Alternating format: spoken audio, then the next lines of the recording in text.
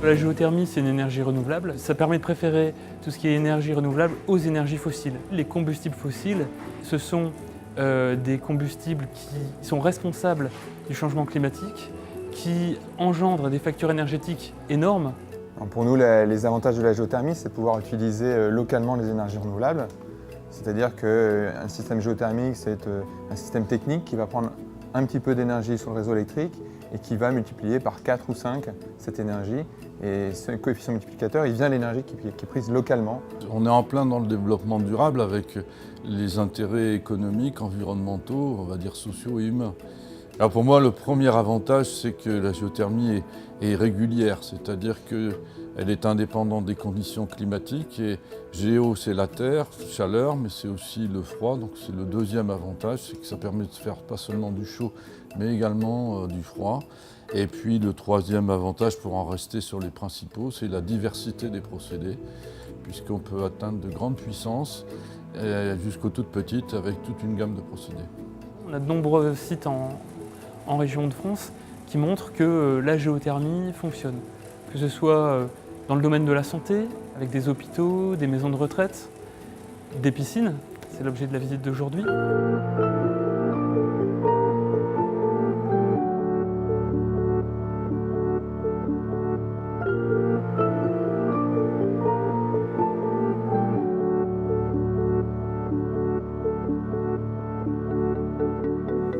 Alors le centre aquatique se décompose en fait de 3 grandes zones. La première zone, c'est celle que nous voyons ici, donc c'est le bassin ludique d'une surface de 350 m². La seconde, c'est celle qui est un tout petit peu plus loin, qui correspond en fait au bassin sportif. Et enfin, la troisième zone, c'est la zone qui est dédiée aux vestiaires et à la zone administrative et à l'accueil. Donc on peut dire que le centre aquatique, de par l'ensemble des choix orientés vers le développement durable, est un véritable établissement bioclimatique. Outre la pompe à chaleur à géothermie verticale, beaucoup d'autres orientations permettent de le définir comme exemplaire dans ce domaine. Donc le centre aquatique est une dynamique intercommunale. Il réunit 19 communes et représente 55 000 habitants. Donc au niveau de la pompe à chaleur, ce choix a été fait par les élus pour 2 grandes raisons. Tout d'abord, le développement durable, c'est-à-dire que nous rejetons quand même 700 tonnes de CO2 en moins par an qu'une chaudière gaz. Et ensuite, sur le plan économique, c'est un gain de 60 000 € par an. Cette géothermie, cette pompe à chaleur est en fait sur nappe, correspond à la nappe de la Craie. On va chercher de l'eau à 40 mètres de profondeur. On lui prend quelques calories qu'on réinjecte au niveau du bâtiment pour créer du confort en termes de température d'eau et de température d'air.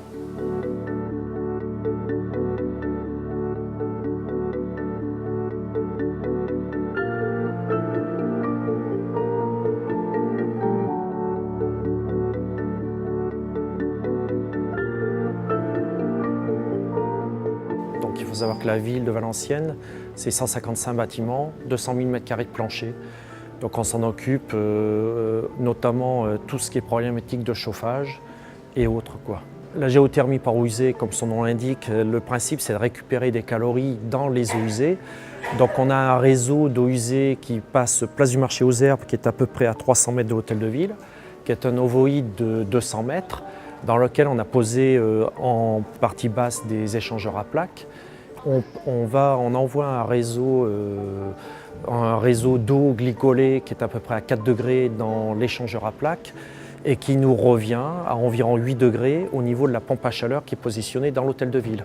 Les 4 degrés de différence, c'est là-dessus que l'on joue pour pouvoir produire de l'énergie suffisante pour monter en température l'eau qui circulera dans nos planchers chauffants ou dans nos radiateurs.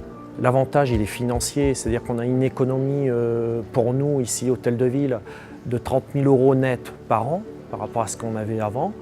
Donc ce projet a été fait en 2010.